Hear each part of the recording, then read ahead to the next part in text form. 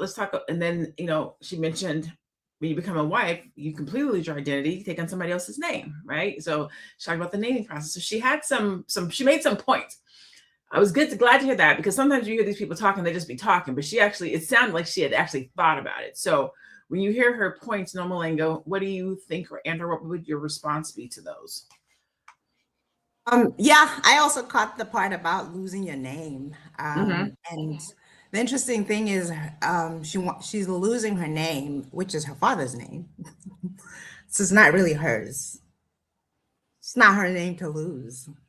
And she has that name. If her parents were together, she has that name because her father gave it to her mother, then to her. And that's like, again, like you said it very well, Lene, is that it's a natural evolution.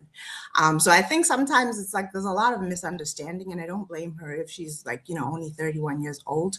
I can tell you a quick story that takes about 30 seconds. I have a cousin we were born about 8 weeks apart. And I remember in December of 2003, I attended her wedding. And I was sitting with my grandmother, and I was telling her, like, this is not for me. I'm not ever getting married, and I don't want to, all that rambling, that feminist rambling. And my grandmother was like, oh, that's so sad. Can you at least just have a baby so we can help you raise a baby? Fast forward, I got married in March of 2005. That was less than 2 years later. And everything changed. So I'm just saying that to say that when you're young, and I had a lot of exposure to a lot of really great and successful marriage during the year of 2004. And then in 2005, I got married.